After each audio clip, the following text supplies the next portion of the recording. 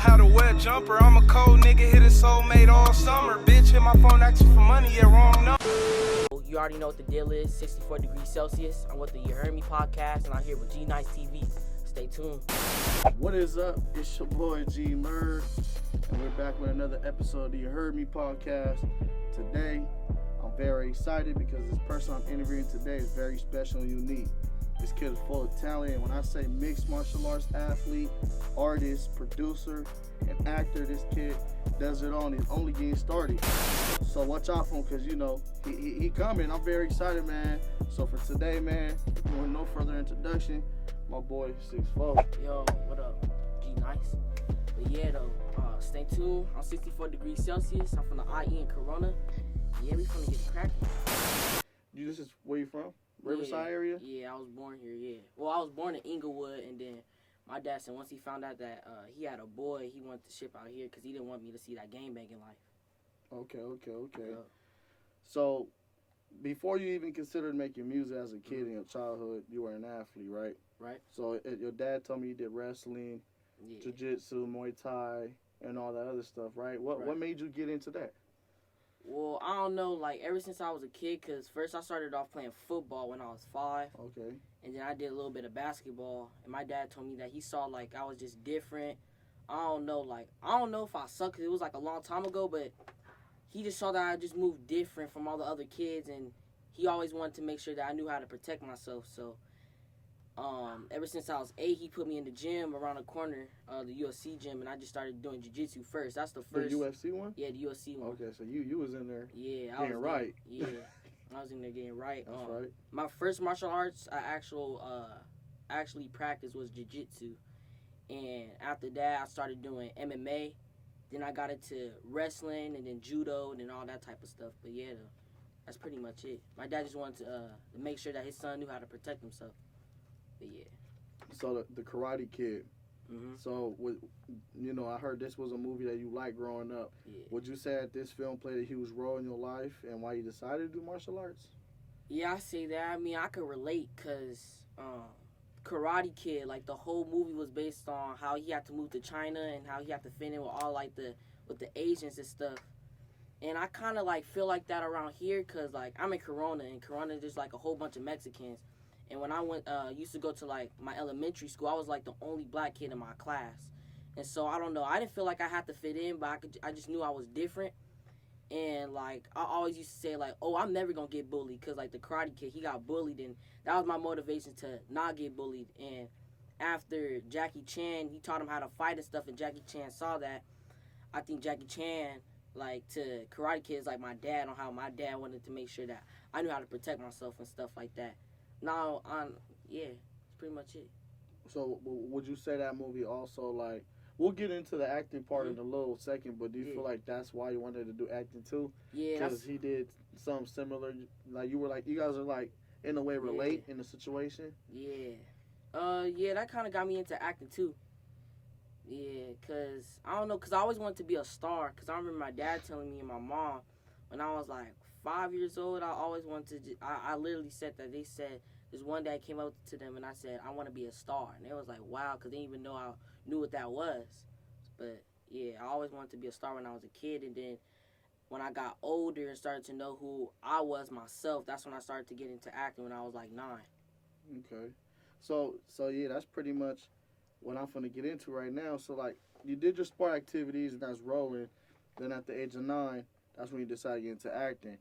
So when you started participating in roles, you were an extra, correct? Yeah. And then you eventually started to get the opportunities to be leveling up in the industry, right? So what was it like for you at first when you became a young actor in the industry? I thought it was pretty cool. I mean, I was always used to, well, because I was an entertainer, because I know how to dance and stuff like that. I used to go to this acting/dancing this place. It's called the Pullum Center. It's like right around the corner from my grandma's house. So I went there. Nah, this is in LA. It's by Laurent Park. Okay. So I went there, and like I was like really good, and then the choreographer saw that I was putting in work like with the dance routines, And then there's this cast called Insecure. This show's HBO series. That's the one with Issa. Yeah, Rae? with Issa Rae. Man, that's my shit, Oh, for man. real? I be watching. Yeah. Hey, season 3 not out yet? Nah, It's I just haven't 2 heard it. That seasons, was like right? 4 years ago. So Oh, okay. yeah. Yeah, it's been 2 seasons. They fired though. It's For fire. real? Yeah. But what's some would call it? The choreographer thought I was really good. I knew how to socialize and stuff like that. I was like 9. I was 9 turning 10. And then I auditioned for it. They only picked a certain amount of kids to audition. Okay. They thought I was one of them. I auditioned. They liked me. I did like 9 episodes of me being background, and like one of the main shows. One of the main episodes. It was me in the classroom and I was dancing and stuff like that. But yeah, that was pretty cool. I like that. Then I transitioned to me not being the extra because I went to this acting class too, and my acting coach thought I was really good, so he brought a whole bunch of casting agents and managers, and I performed. They liked me, and then now I'm signed with DDO, and yeah, I'm still acting, still put it in work, and yeah, though. That's pretty much right. How many people did you meet in the industry that you still, are cool with today? Like, do you feel like when you're in the industry, you grow more of a network in the industry to where that's like the group of people you surround yourself with now? Yeah, I say that, like, especially with the kids, like, because a lot of kids, yeah. like regular kids, can't compare to you. Like they can't relate. So you guys are in 2 different situations. For real. So do you feel like the people you meet that's around your age in the industry, that's who you fuck with the most now? To be honest, I say yeah a little bit. Like I be playing the game with some of the people I be playing with. Like it's not just all about working. Like I be socializing with them on Instagram, video games. Like yeah, I say yeah. So like, who were some people that helped guide you? You know what I'm saying? Because a lot of folks don't know. Like in the industry, like it could be a flawless thing, but it could be cruel at the same time. So like, who were some people that help keep your head straight and guide you the right way while being in this entertainment industry? I say my mom and my dad. I say yeah, my mom and my dad. My mom really had me like on that acting stuff in like school. Then my dad had me into like sports and stuff like that. But yeah, that got me motivated because I already knew like at a young age, like they used to keep on saying that over and over, like I'm just different. Like that's why I stopped playing team sports and did solo individual sports and started doing martial arts to focus on myself. Like that's why I say I'm like really different because like kids like nowadays, like it's cool to play team sports and whatnot, but like with basketball and football, like I also know too, because it's kind of sad too, because like imagine playing a team sport your whole life, because there's like over 1 million kids that play basketball and football, but only about like 2% make it to the NBA. So like that's kind of like tough because you spent all your life wanting to do this, but you really couldn't pursue it because it's billions of kids. That's why I want to step out the box. When you get to college, you get harder. You get to the league, it's even harder because now it's like you either a free agent, or you're in the G League or whatever. Yep. Man, so how do you balance your real life and with your work life? Because you got a lot of things going on. Like you're doing acting, you're doing auditions, you're rapping, you're producing, you're doing this, and then you still got mixed martial arts that you do, and you still got school that you do, and then you want to put free time for friends and family. So how do you balance that being this young? Well, I've been disciplined at a young age from my dad. How I balance it really is, especially for martial arts, because like with solo independent sports, I'm able to set my own times and train whenever I want instead of me having to not play in the game because I missed practice or stuff like that. So I'm basically able to set my own schedule. That's what my dad always emphasized too. Like that's where I get it from my dad. Like he's an entrepreneur. He doesn't like. There's nothing wrong with working for other people, but he sets his own time, and that's where I kind of got that from. And so yeah, how I balance it is just discipline. Like I meditate too. I sun gaze sometimes. I mirror gaze. Not for a long time. Like even for a little bit. Like it's always good to just put time out of the day just to focus on yourself. Yep. And especially if you're doing a lot of activities, you got to take care of your mental health and your physical health. You feel me? And a lot of people don't do that. They live in the moment and they want to live it so fast and just sometimes they gotta understand they gotta take care of themselves as well. Yeah. So finding that time for yourself, that's good. And then you younger doing it, so Right. that's good. But I can tell you get that from mixed martial arts because Yeah. mixed martial arts is always about being focused. For real. So you currently audition for a Disney role, right? Yeah. Are you allowed to talk about it a little bit, or what can you give me on that? I can't really talk about that. It's like Okay, an NDA okay. little thing. Yeah, that's Yeah. what. Okay, for sure. Mhm. So so it's very interesting because this past year we all dealt with the global pandemic, which put the world out of weird pause, right? And I remember having a conversation with your manager not too long ago, who happens to be your pops. Yeah.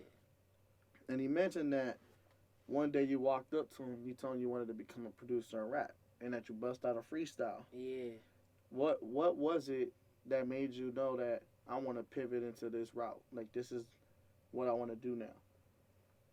To be honest, I didn't know it was gonna be like this where I have my own studio, but I mean, like the pandemic helped me really a lot, cause like how you said out of nowhere, I just bust a rhyme. I don't know, I thought it was always cool to like express myself and like change the youth or just like be a voice for any crowd, and that's who I really was, and I'm really good at putting words together too. You would walk around the house just saying shit? Yeah, like for That's real, what he for said? real. Yeah. So you would just walk around, start rapping? For real, yeah. So okay. So like who are some artists that you grew up inspired by then?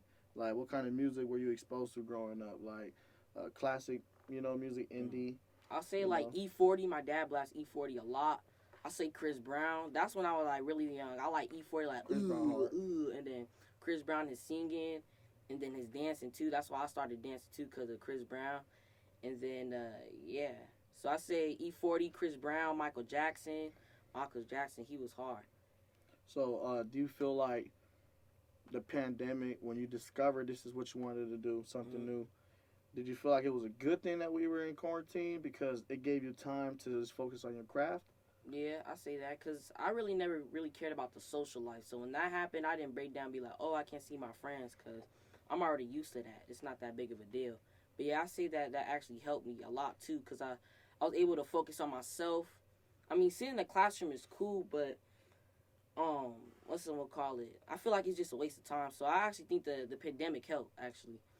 But yeah, it helped a lot. But really everything. Balance out my schedule with acting, because sometimes I'll have to leave school early to make it to my audition. But now I don't even have to go out all the way to LA. I can just self-tape at home. Yeah, Zooms and stuff like that. So, how do you feel like? Because you talk about your pops and your mom's keeping you straight and doing this, right? And when you told your pops you wanted to rap, he built you a studio? Yeah, like literally like 2 days after, yeah. Like, and it took, 7 weeks to get it done? Now we're officially in the studio? Yeah. And like, how does it feel knowing that you got your pops really rocking with you and really like pushing you, that this is what you want to do, I'm going to invest in my son? How does that make you feel? It makes me feel actually good, because I know like most of my friends, they don't really have a dad. So like whenever like they going through something, like my dad always used to put his foot in and try to be like an uncle towards them. So I actually feel pretty blessed that he actually did this, because I don't know no dad or no person that would invest like a lot of money by something that's not guaranteed. Yeah, exactly. And for him to do that, he had that faith in you, bro. Yeah. So and you're doing you're doing your best at it. You know what I mean? So just keep. I congratulate you, bro. Just keep going forward. Thank you. So you're working with one of the best producers, in my opinion, in the IE right now. Yup. YikeMike. Yup. Right? How did that come about? And like, how does it feel knowing that you got somebody like him, grooming you to be this artist you want to be? It actually feels pretty good. I remember when I first started rapping and producing, my sister knew YikeMike from like high school and parties and stuff like that. Okay. And so when my sister found out I wanted to learn how to produce and stuff, my sister, she sent YikeMike my way to get me like producing classes or whatnot. And then like this whole studio, it was just like a whole vacant lot just with concrete. And then my dad, he thought YikeMike was pretty cool. My sister thought YikeMike was pretty cool because he would fit in towards our family or whatnot. And it was a pretty good mix. My dad, YikeMike, they was talking with like all the numbers and stuff, with the game plan, how we gonna get the studio built, and came up with all of this. I thought it was pretty cool. Cause I feel like I got a head start. Like YikeMike, like he really put me on. YikeMike and my dad. I don't know, like without them, I wouldn't be here. I feel that. And explain how it is working with him, because, you know, not too long ago, I did the What's the Deal series episode, you feel me, with my boy. Yes, that was a plug-in. If you haven't checked that out, go peep. You did. But we did the video, and he was telling me how, like, when he worked with people, it's been, you know, he was talking about you, how he got a artist he was working with. He said that he makes sure that, like, you guys are very punctual and you're on point with the stuff. Right. And to me, that's beyond just a producer. Like, he wants to be one of the greats, like kind of like Timberland and all those guys, Swizz Beats. And so when you're working with somebody like that, how does that make you feel, knowing that he wants you to be the best on the microphone? It actually feels pretty good, because when I first knew that my sister knew YikeMike, and I went on his Instagram, he produced for Blueface. I'm like, damn, like, yeah, I really got a head start. Like, damn, like, I'm really working with this nigga YikeMike. Like, what the fuck?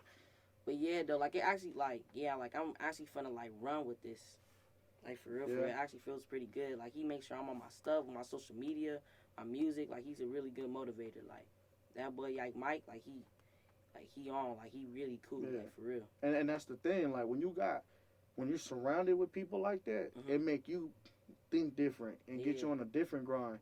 Because you see your boys doing it, and it's like, oh, shit, like, he could do it, I could do it. Right. You know what I mean? I'm young. So, you know what I'm saying? It's always good to rub elbows with people like that, man. So, that day, we played a few of your songs. Right. We actually we slipped you in the end at the episode. And we heard 3 of your tracks. Nigga, that shit was fire. Thank you. And I'm not just saying that. Like, I literally was sitting there thinking, like, this nigga started rapping like months ago. But this shit sounded like you've been rapping for years. For real. So, like, what's your process like? You know, what's your process like when you coming in here? You know, how you going about it to make sure, you know, you have your shit at the highest level, at quality level?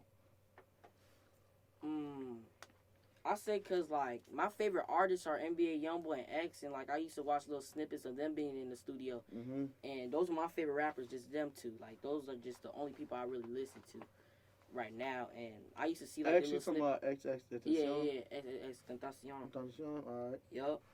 I used to watch their little snippets, and, like, I never really see them, like, bullshit or, like, half-assed, like, they always going full out.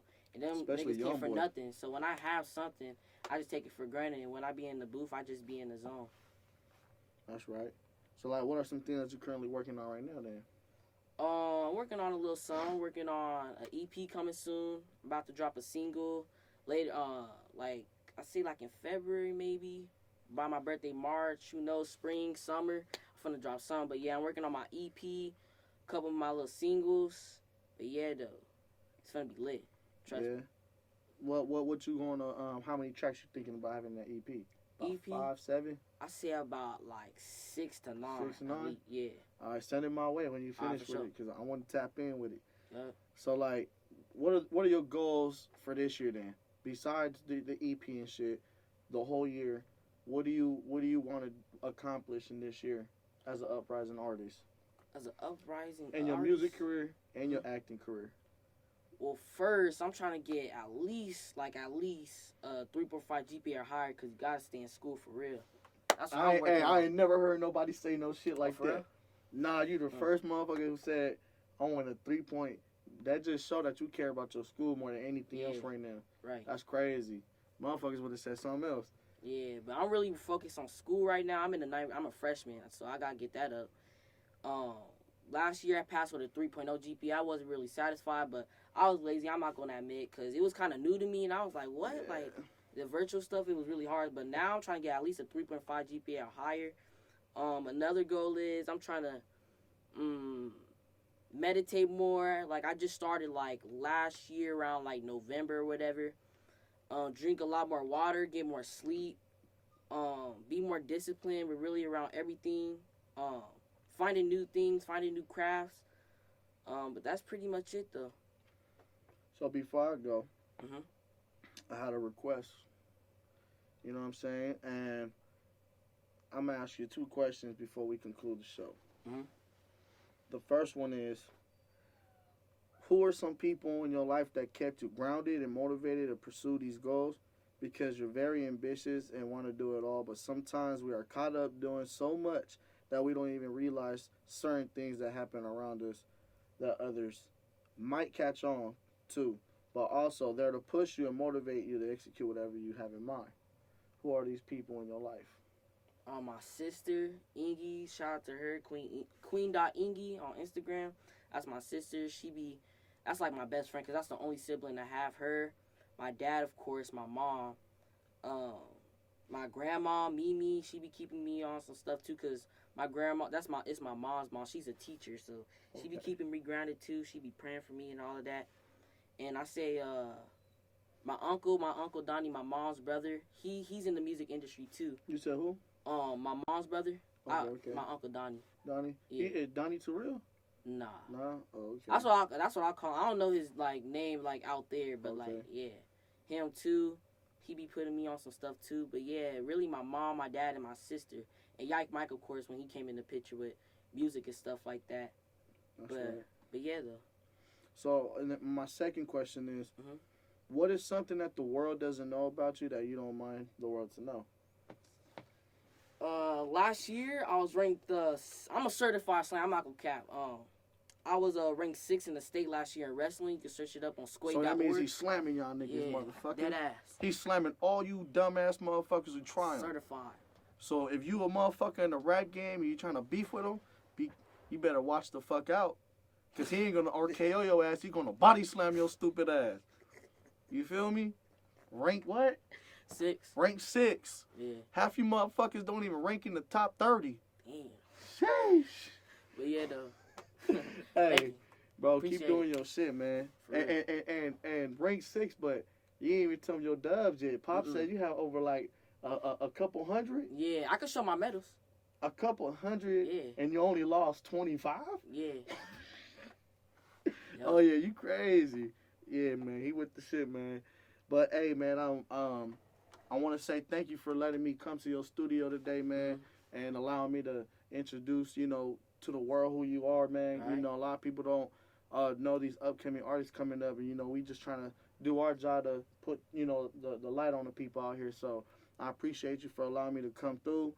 Keep doing your shit. Thank you. And man, just step on that motherfucker's necks, man. Yup. That's it. But hey, it's your boy YikeMike, man, and you tuning in to the You Heard Me podcast presented by G Nice TV. You can catch this podcast on the 9 different total streaming platforms. That's Apple, Spotify, you name it. You can catch the visual, the You Heard Me podcast on the YouTube channel, and that's at G''Nice TV.